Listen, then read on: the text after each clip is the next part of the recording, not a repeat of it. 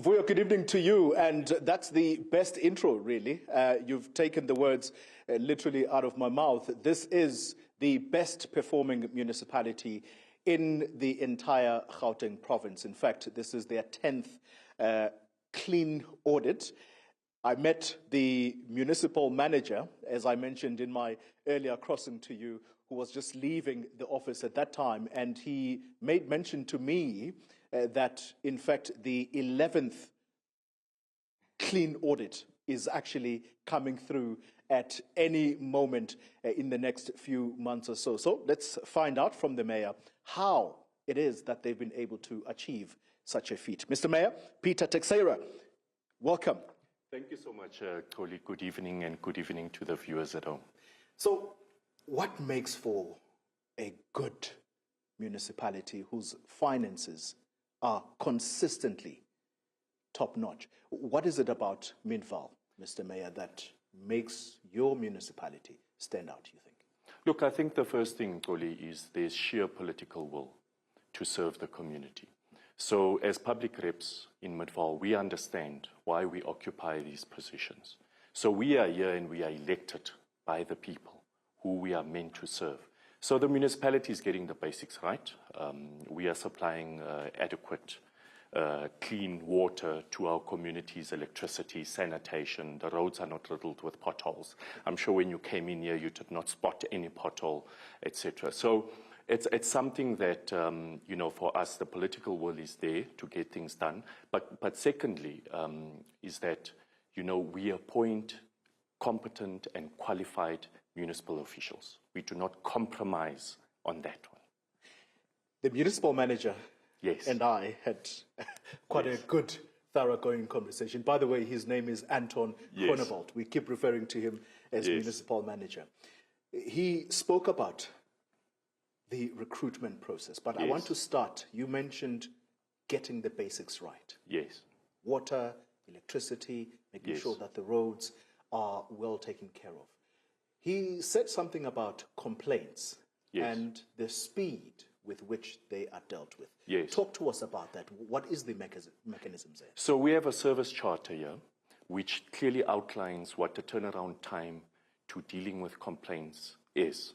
You know, for example, a pothole, if it is reported now at 6 o'clock, it will say you have 24 hours to fix that pothole. And within that 24 hours, it must be fixed. If it's not fixed, there's accountability.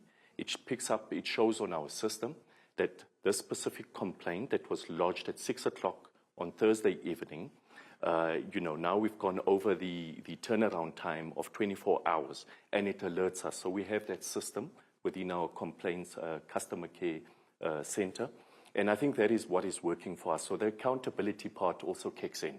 So our municipal officials know that, you know, they've got to ensure that they operate within the service charter of the municipality. And that is a charter that holds all of us as a municipality accountable to the community. Because the community also has access to that copy of that service charter. And they know exactly, if there's a power outage in that community, how long it takes for the municipality to fix that particular power outage. So here's the rub, Mr. Mayor. You are a Category 4 municipality, which means that there's a particular budget allocation to you, versus a Category 1 municipality? 5 or 6. 6 would be a metro. Levels 5 would be a bigger. Mfuleni, just right here next to us, is a level 5 municipality. We are Category B municipality, but a level 4 municipality. So Mfuleni would be 5, and then City of Johannesburg would be 6. City of Johannesburg being a metro. A metropolitan, and their budget is way bigger than yours. Way bigger than ours. How much is your budget? Just 2 billion rand. 2 billion rand. Yes. So, you spoke about your recruitment process, the executives, and you said you are uncompromising in terms of getting the best qualified. Yes. The municipal manager did say to me that that is something that you pay closer attention to, and he has had to go around the country. Literally, his words were to steal these best people. How were you able to recruit them, knowing full well that you probably are not going to pay them what they are worth? Look, Many of the municipal officials across the country want to be associated with the good brand of Midvaal Municipality. So we've had some officials that have joined us who have actually taken a cut in salary in their remuneration package just to be part of the Midvaal family. Because you must understand, Xoli, the chances are very slim that I would get a senior manager from a metropolitan municipality to come and work as a senior manager in Midvaal. But, you know, a lower level employee from a metropolitan can apply to the municipality for perhaps a director position within the municipality. And, you know, what we've seen is that the main thing is they want to be associated with a brand. Yeah. And obviously, you know, we also lose some of the talent to the bigger municipalities. You know, once they're associated with Midvaal and it's on their CV, they then go and apply, for example, for a senior position within a bigger municipality. And most of the time, you know, a metro municipality across the country. We look for young talent across the country.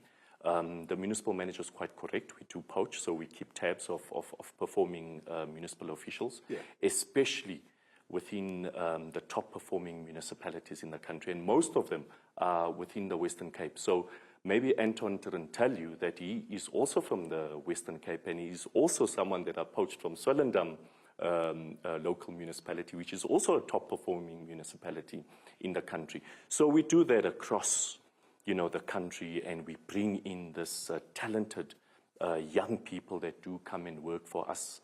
But yeah, the downside of it is that eventually they also do leave us because, you know, bigger municipalities offer bigger remuneration package, etc. But it's about the love for serving the community. And whilst we are on that service charter theme, yes, we're going to move on quickly to another subject. There is something about the municipality and the manner in which this municipality specifically deals with whether it be a pothole, water that is not running in a particular community. What is it that you think makes the residents here want to not leave this area? If anything, they want to stay here because also job opportunities are fast becoming very few in various localities in the country. Look, the first thing is there's good, clean governance in Midvaal, and things are working here. We're providing the basic services. And, you know, the residents, one thing that I know about Midvaal residents is that they don't mind paying their rates and taxes because they are getting the services that we are meant to give them as a municipality. But this does not only speak to residents, even businesses. We're seeing a number of applications in our town planning department. We actually did a calculation with the development and planning department and the municipal manager the other day. We've received applications to the value of 3 billion rand investment already in the last 2 months. These are companies that want to come and invest into Midvaal. And the good thing, Xoli, is that when they come, when they knock on the door, the question from investors normally is, can you give me a water connection? Can you give me a sewer connection? Can you give me electricity connection? Can you give me roads? You know, and the answer is yes. We've made sufficient capacity. You know, my predecessors already had 10-year master infrastructure plans for the municipality. So we have sufficient capacity. I mean, we're sitting with a 10 megaliter reservoir, which we constructed 2 years ago, which only now we're going to commission. And there's sufficient capacity, 10 million liters of water that, you know, that we can provide to a new development or anybody. If another Heineken, another brewery wants to come and settle into Midvaal, we can provide them with water. We have the capacity. In fact, I was just reading that the SA Taxi, that's yes, the company that provides minibus taxis yes, for the country, they actually want to move from Midrand and set up shop here. Do I have that right? Definitely. They've bought property just 4 kilometers from where we are in an area called the Deer. They've set up their property. Everything is ready. And they'll be moving here very soon. Imagine that. But here's another curveball to you. Yep. Yes, some residents may be satisfied, but Yes.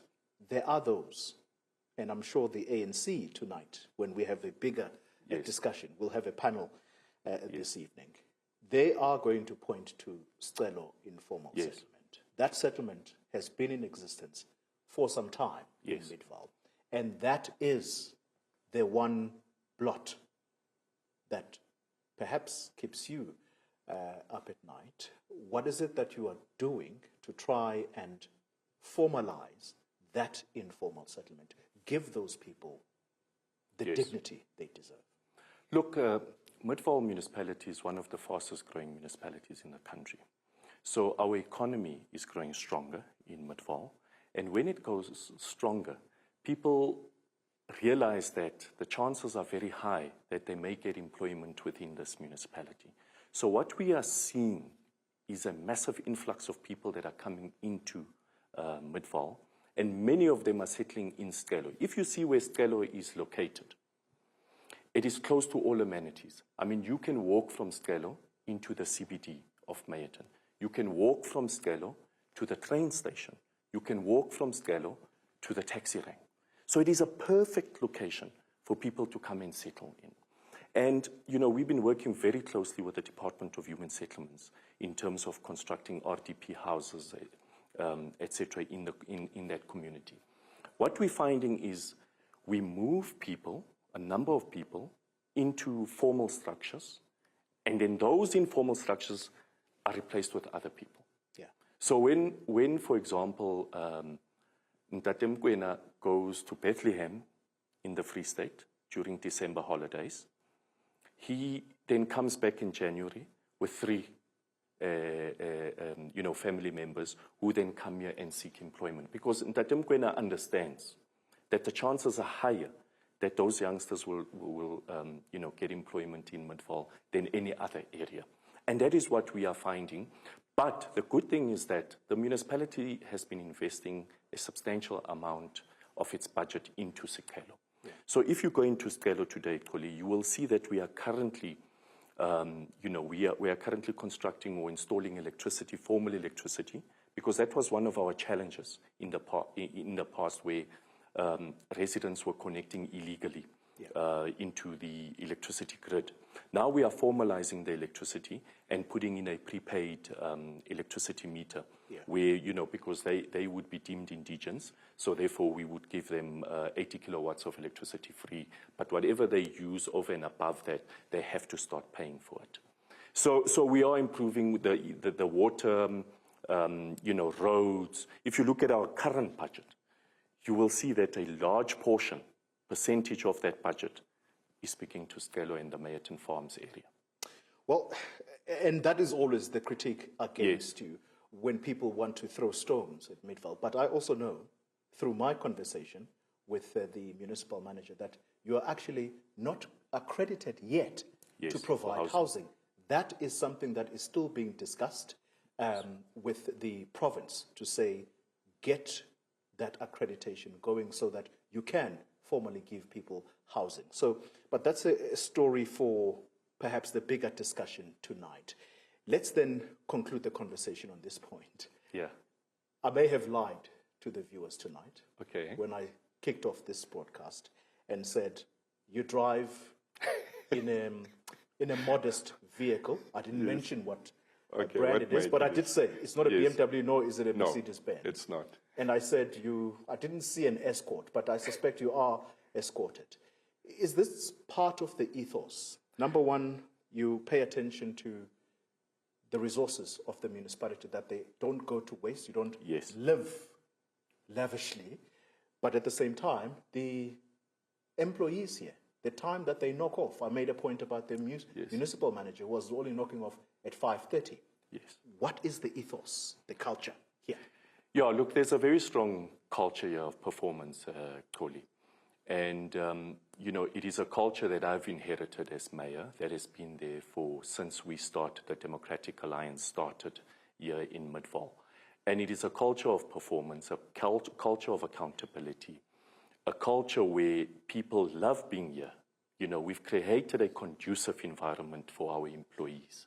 So our employees don't mind, to leave here at 6 o'clock. At times, I work until late myself, and I see some employees are here at 7 in the evening, and they're not being remunerated for that. And if you speak to them, they will tell you, no, I still had work that I needed to complete because I've got another task that I need to handle tomorrow. It's because we've created a conducive environment for them to work under. And they love being here, Xoli. This is why I said it's not only about the salary, for them. It's about being associated with the brand, but also loving what they do, which is to serve the community. Yeah. And for me, that is also my position. And the luxury stuff, Xoli, is not for me.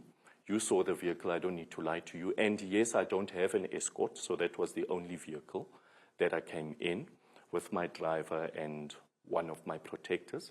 And the reason for that is, I think that for me, my view is that I'd rather use that money to serve my community. There are youngsters that I need for bursaries to further their education. I'd rather take that money of that expensive vehicle and say, let me provide, 10 bursaries for our youngsters in Midvaal. Yeah. That is what I believe in. Mayor, I'm literally out of time, but I've got to put this to you. Yes. Cadre deployment. Mm-hmm. Is that something that is encouraged here? What is the recruitment criteria within this municipality? Merit, Xoli. There is no cadre deployment here. Even in my office, we can start with my office as a mayor. All highly qualified individuals with experience, and they all underwent the normal HR process. So there is absolutely no cadre deployment. And I've got evidence to show you this. If you have to ask me, Xoli, provide me with the qualifications and some evidence to show the experience of each and every employee of this municipality. I'm happy to show you that. That's how confident I am. Peter Teixeira, I want to thank you very much for your time. Thank you so much. It's good talking to you. Thank you we so are going much. to remain within Yes. your premises, but we'll let you go for the evening because our broadcast, it doesn't end right here.